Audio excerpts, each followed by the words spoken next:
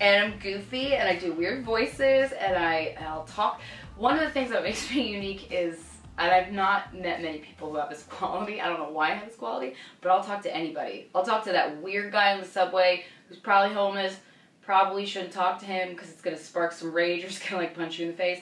I will go up and talk to him, or I make eye contact with a lot of people. So if there's a crazy guy on the subway on a subway cart that's filled with people, I'm gonna look at him and he's gonna like, if he's gonna punch one person on the subway cart, it's probably gonna be me. Like, or if he's gonna start a fight with somebody. I always get into these weird situations with strangers in New York, and it's fun. I mean, I haven't gotten punched in the face, which is so exciting because I've been here for 6 years, and I feel like that's a good. It's like good, you know, when you have lived here this long without, you know, abuse from strangers. Yeah, I forget the question. Oh, what makes me unique? Oh, God, I'm freaking nuts. I have very high expectations of myself, which is good. I'm a very positive person. And so after I graduated, I thought in my head, I said, oh, no, I can be an actress. No, totally, I'm going to be an actress. It's fine. It's fine. And my first 5 gigs were all free, non-paying, you know, and that's usually how it goes for young actors after graduating. And then I did a lot of extra work.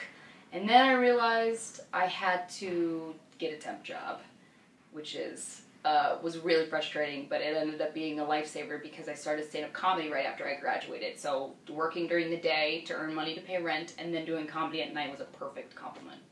I got introduced to stand-up after interning for Saturday Night Live. The very last day of our internship, there was this huge party. It was a series finale party, and we were drinking, and it was fun. And I kind of got the courage to ask one of the writers that I had been talking to throughout my internship. I went up to him and I said, what do I gotta do to be on the show? And he looked at me, didn't even flinch, and he said, oh, stand up.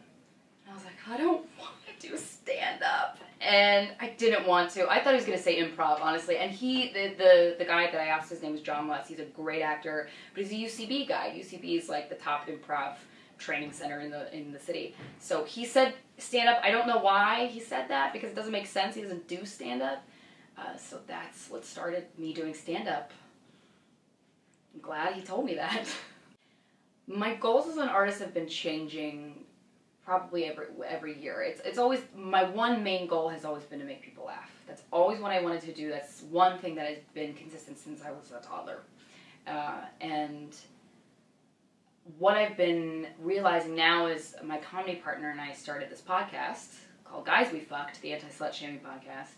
And I loved the idea. I thought it was really funny. And then when we started doing it, what ended up happening was we went into it with the goal of we want to talk about sex, and we want to be really honest about our mistakes, and we just want to poke fun of it and be funny. And this is something that people should really laugh about because so many people feel ashamed of themselves because of it. So what happened with that was it became this, the podcast got so popular and we had so much feedback from the listeners about how they were never able to think of their sexuality without feeling shame, and then they listened to this podcast and we're talking about it in such a matter-of-fact way that it lifted that off of them. So my goal was to just be funny and make people laugh, but now the goal has evolved to making people feel better and making a difference, which is something I honestly didn't. Making people laugh is making a difference, but I didn't think I could make such a positive impact on men and women. It's really exciting. The thing that's changed about my expectations, I think, is believing in myself more. Whereas earlier, when I was younger, in my late teens, I kind of set very high expectations, and I'm a very brave person, which is good and bad.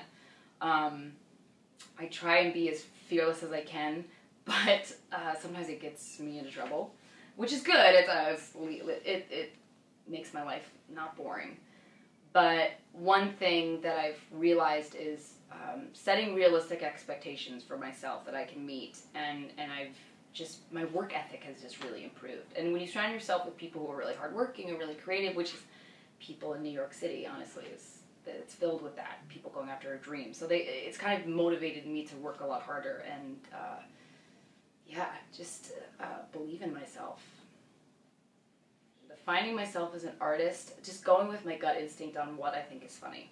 Because what I do is stand-up comedy, and I write, and I do I write for blogs, and I interview people, and it's all about following your gut intuition, and you realize as you get older, in the 20s is the time to realize this, I think.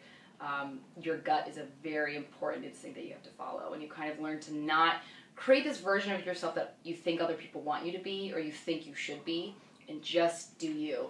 And that's when things are going to happen for you. Because especially when you create your own content, for a comedian or for an actor or for a musician, you just have to follow, it sounds so cheesy, but you got to follow your heart. You have to do what you're passionate and excited about, or else it's not worth it.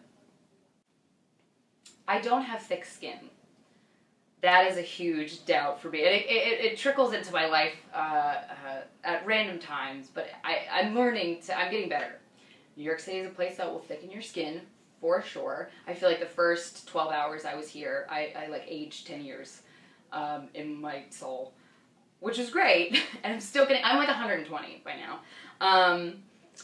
But yeah, there's just insecurities and feeling and doubting my instincts. So like I was saying earlier, following your gut and following what you think is funny and creative and good and what you like. It's like if you're a teacher and you're teaching a subject that you hate, you're probably not going to be the best teacher. But if you've got to pick things that speak to you and that mean something to you that you want to communicate to the world. So it's just, I'm just getting used to listening to myself more. What does it mean to be a 20-something? I don't know. I'm trying to figure it out. The 20s are a very exciting time. And I say that not experiencing 30s, so I don't know if 30s are better, but I say every decade gets better and better. Teens were, not fun. But 20s, people start taking you seriously, just a little bit though. Not enough where you could still kind of be childish, which is exciting. So people pardon you for that, but they take you a little bit more seriously. And it's just a time where I feel like I've never felt comfortable making mistakes before. I've always been really hard on myself, but the 20s are a decade for me so far that I want to make mistakes, and I see the value in making mistakes, messing up, and then handling that, and that's kind of speaks to who you are as a person. So yeah. In 5 years, I'd say Saturday Night Live, I would love to have that incorporated in the equation, for sure. All of these opportunities are stemming from the podcast that I didn't even imagine were possible for Corinne and I, who's my comedy partner, who I co-host the show with. So, I don't know. We're working on a lot of projects that are headed by us that might pave a totally different path, a path that is way larger than Saturday Night Live would be immediately. So, I definitely see success for myself in 5 years. I think that's more attainable than I thought 6 months ago. But ultimately, for one, making a living off of comedy, no more day job.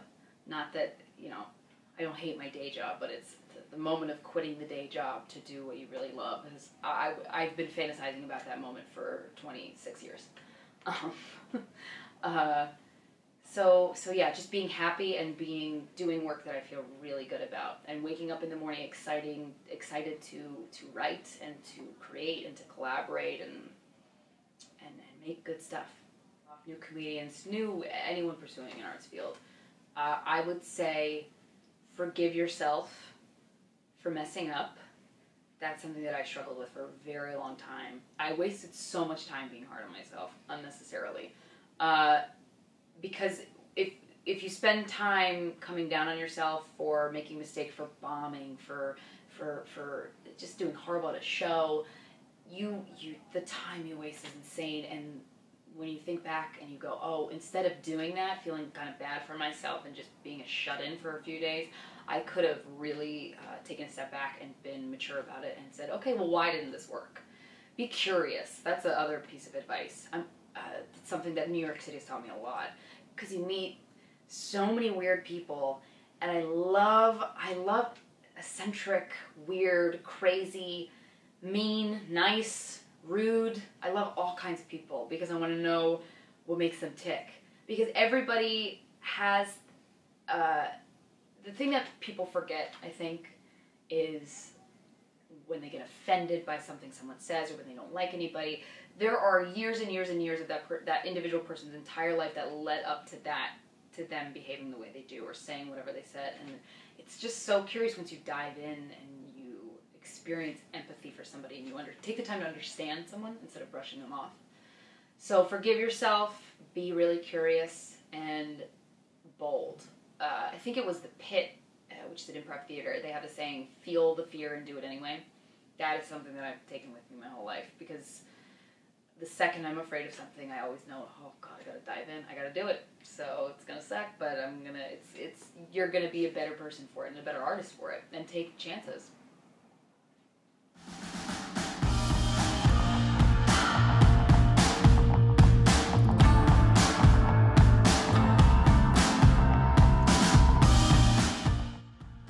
So you guys can check out my podcast that I have with my comedy partner. It's called Guys We Fucked, the anti-slut-shaming podcast. No one ever seems to remember that second part. And you can listen to it on soundcloud.com/guyswefucked. That's not hard to remember. And you follow me on Twitter, Krystyna Hutch. It's Krystyna. I know. It's my mom's fault. Yeah.